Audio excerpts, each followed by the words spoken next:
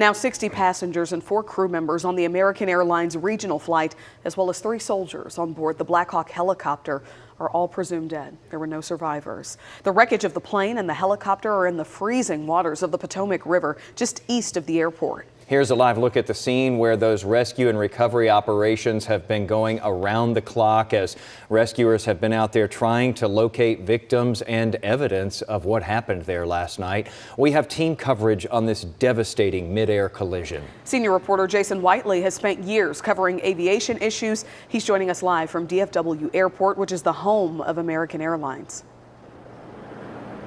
Dia and Jason, right now, the CEO of Fort Worth-based American Airlines has flown to D.C. He was here last night talking to us about midnight or so last night, and then ended up catching a flight and flying directly to the crash scene overnight there. You know, the scene there in Arlington, Virginia remains a recovery scene at this point.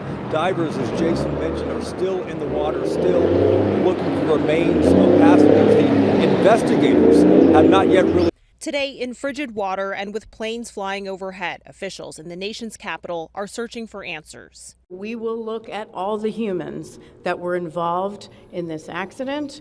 Again, we will look at the aircraft, we will look at the helicopter, we will look at the environment in which they were operating in. This video shows the helicopter crashing into the passenger jet around 8:45 last night. Another angle in this EarthCam video. Everyone on board American Airlines Flight 5342 and the Army Black Hawk helicopter are presumed dead. The American jet from Wichita, Kansas cleared for landing after a last-minute but routine runway change. The Army helicopter on its usual path for standard night training. Audio from air traffic control reveals the military pilot acknowledged he saw the jet approaching the runway.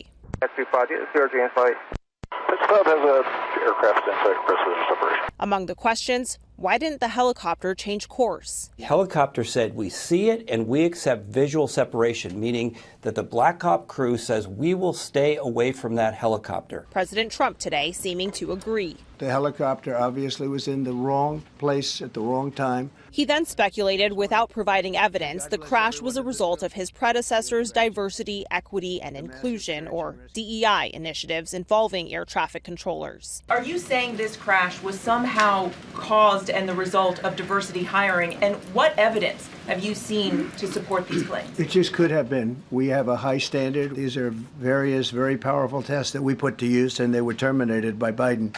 And Biden went by a standard that's the exact opposite. So we don't know.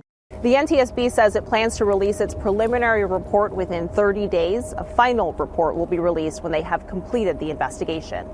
Christiane Cordero, ABC News, Arlington, Virginia.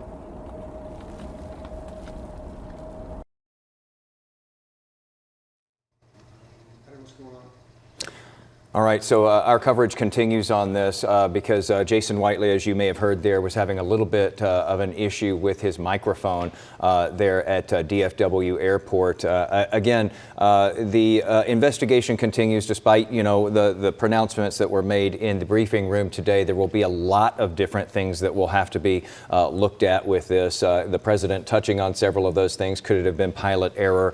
Could it have been policies in place? Was the air traffic control tower properly staffed, and did things happen the way that they should have there? The NTSB, of course, looking into all of those things in D.C. And of course, they've promised a preliminary report within 30 days and the final report once that investigation concludes. But the focus here should really be on the victims, right? 67 people lost their lives, and 14 members of the U.S. figure skating team were a part of that, including several who were teenage athletes and their coaches, all in Wichita for a big tournament. Yeah, Brittany Moncrief is getting reaction from the figure skating community here in North Texas about that. The devastation from Wednesday's plane collision has touched so many across the country, especially those in the figure skating community. We spoke with one local coach who trains here at the Star Center in Plano. Stacy McMillan tells us in the figure skating community, everyone is connected in some way. It's a close community that continuously supports each other. That's why she says the news of Wednesday's plane collision weighs heavy on many. McMillan does not know those who died in the plane crash personally, but she's worked and trained alongside some of the coaches. She says many of the figure skaters on the flight were individuals who were handpicked as up-and-coming U.S. athletes. They were coming back from training camp where they got to meet other figure skaters competing at high levels. I had to turn my phone off because of all the calls coming in. And it's just, anything like this is terrible, but when it hits your community, it does touch everybody. We're still learning the names of the victims who died in that deadly crash. We actually spoke to a 9-year-old who is training right now inside the center, and she says what encouraged her to come out today and keep practicing was that for her, she's continuing the legacy of those lost in this community. In Plano, I'm Brittany Moncrief.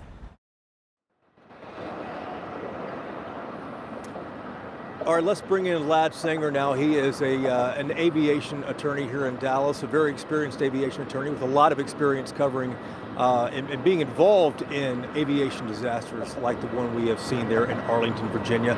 Ladd is also an airline transport pilot with experience in fixed wing and regular airplanes and in helicopters as well. Ladd, let's talk about the video, which I think right now may be the biggest clue that investigators have so far. The video we saw from the Kennedy Center there in Washington, D.C. is grainy, but what do you make of this? And people I've talked to also have been saying the attention is kind of focusing right now really on the helicopter, why it did not see this plane on final approach. So thanks, Jason. A couple of things. Number one, the flight path that the helicopter was on, that's Route 4, helicopter Route 4, conflicts with the airspace and the approach into runway 33.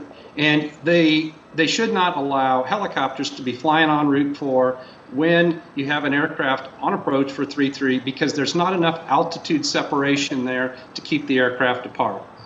Number two, we have the helicopter pilot saying that he has a visual on the CRJ. Now, the airspace was crowded and there were other aircraft. And then if we look at the flight track, the helicopter should have turned left to go behind the CRJ. Instead, it turned right, putting it in a collision path with the CRJ. And they were using night vision goggles, which gives you a harder depth perception and a more limited field of view. So whether that had a role in it will be interesting for investigators to see. If somebody's using NVG's night vision goggles, the other pilot, safety pilot, should not have night vision goggles on and should be out there looking otherwise. So those are the two things that I think we need to look at. The third thing is the ATC system showed a collision alert warning for these two aircraft for approximately 20 seconds before the crash. And yet ATC didn't say anything, presumably because the Black Hawk pilot confirmed he had the CRJ in sight. So there should have been a traffic alert given by the ATC, since they had it on their scope as a warning. And Ladd, let me just update our viewers here who may not be familiar with the lingo that you and I may use. ATC is air traffic control, and you mentioned visual earlier. Air traffic control asked the helicopter pilot, in the recordings that you can hear, do you see this aircraft coming in here? And the helicopter pilot replied back, yes, I have him, meaning yes, I can see him. From what I'm hearing, talking to a number of veteran pilots, though, people are wondering and speculating, did the helicopter pilot see the departing aircraft off to the right rather than the arriving aircraft, the crash aircraft, the one that collided with the helicopter, which was off to the left? That appears to be the case because when the helicopter says he has visual on the CRJ, that's when he makes the right-hand turn instead of the left-hand turn. And it could be that his visual continuity was interrupted by the night vision goggles. So yeah, I think we have several factors here that are going to stack up. And Lad, last thing for you, you've dealt with the National Transportation Safety Board for a long time. The NTSB is the one with the lead agency on this investigation. And for people who aren't familiar, the NTSB looks at three main things: the pilots or the people, the vehicle, the aircraft in this situation, and the environment. Was it clear? Was it dark? Was it sunny? Was it a snowstorm? They're looking at those three things, but walk our viewers through how long an investigation like this may take, even if some of it seems obvious, like what you and I have discussed here. Well, on all the cases that I'm handling, I'm seeing NTSB taking approximately 2 years, sometimes longer, which is a problem from a litigation standpoint because statutes of limitations are about 2 years. So NTSB is taking longer and longer to get these investigations released, factual reports released, and wreckage released. And this is going to be a complicated legal matter because you're going to have probably multiple Federal Tort Claims Act cases, one against the Army, one against ATC. American Airlines is going to be involved. So it's going to be a relatively complex litigation matter. Those claims, of course, likely from the victims if they decide to go to court over what happened here.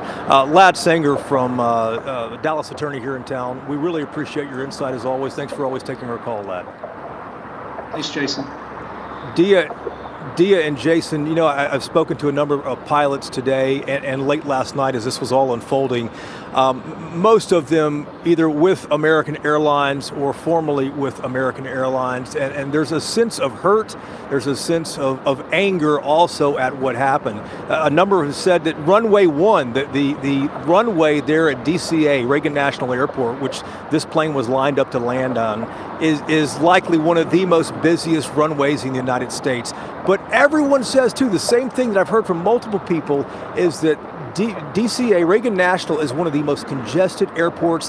Adding to all of this are areas you cannot fly, restricted airspace over the Capitol, the White House, the National Mall, monuments, and things like that.